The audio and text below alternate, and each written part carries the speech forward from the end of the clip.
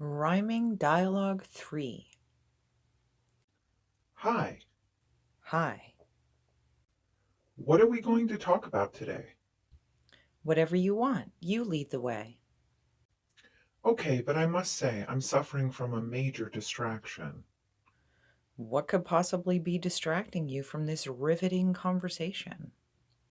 This stupid horsefly buzzing around my head. See if you can get it to land on your nose instead. What?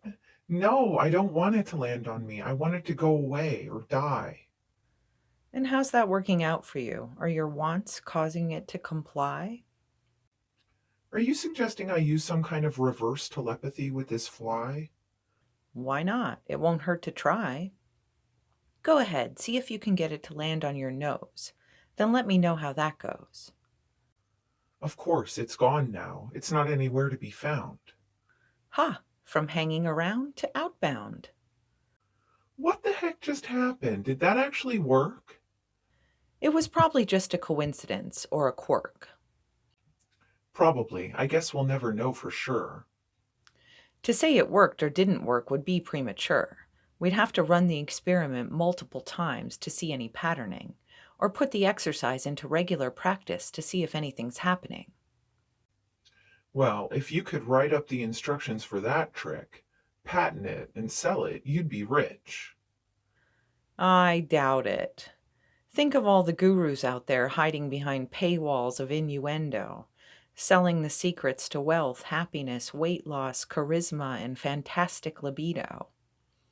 If they sound convincing enough, people will pay for the grand revelation, only to find out afterwards that it was some piece of readily available information. It sounds like you may have been triggered by a guru experience or two.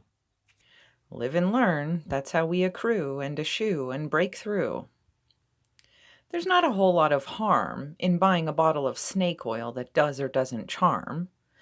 There's not a whole lot of loss in buying a cream that does or doesn't prevent hair loss. But what about when people buy into an ideology or cult and transform their whole lives around it as a result?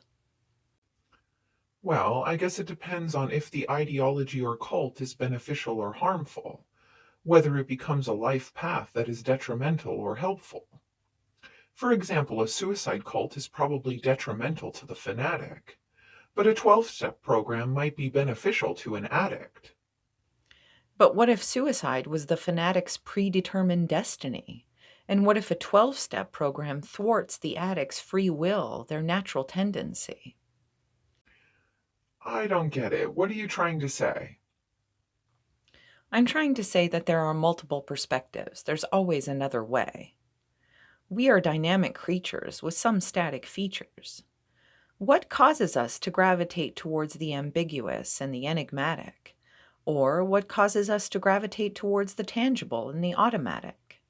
What causes us to get creative, revolutionary, or break new ground? Or what causes us to stick with the tried and true, the familiar, the sound? Is that something that comes from within or without? Maybe it comes from the fundamental non interventionist causative, doubt.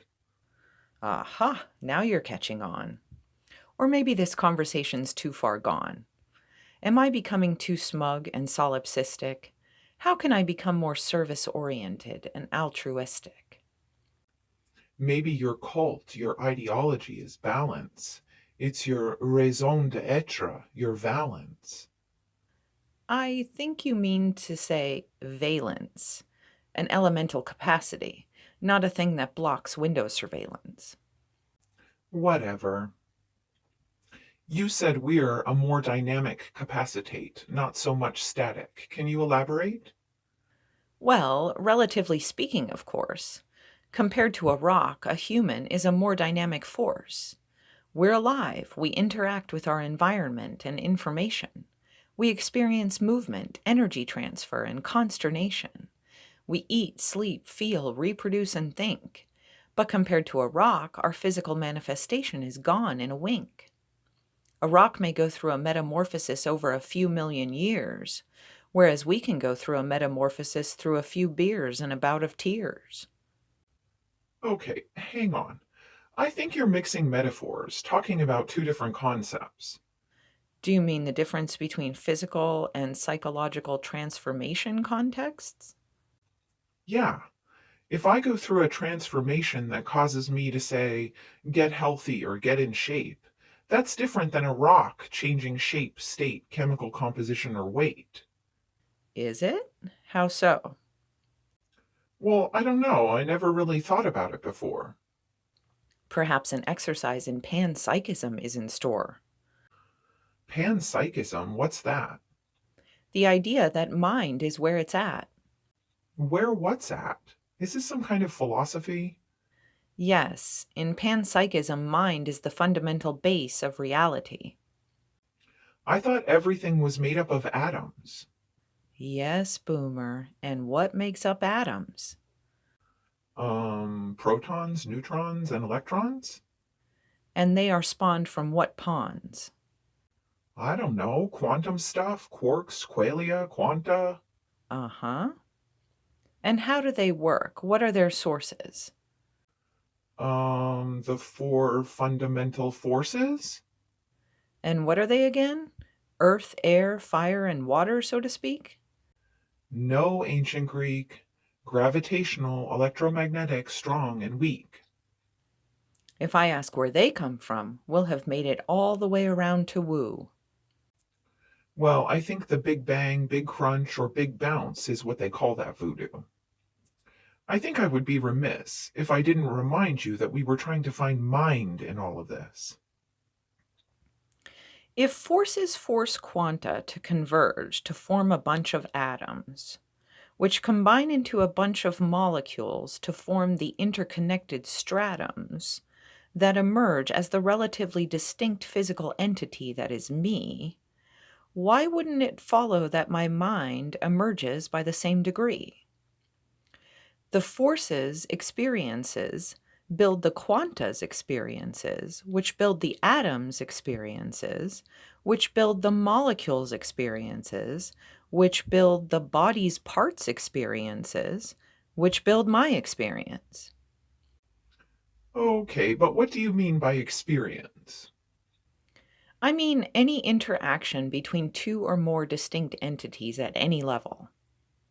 I'm having the experience of having a dialogue with you, while my lungs are having the experience of air passing through, while my molecules are having the experience of lining up in chains, while my atoms are having the experience of electron losses and gains, while my quarks are having the experience of charge, spin, charm, or strange, while my forces are having the experience of being cast about by some big change.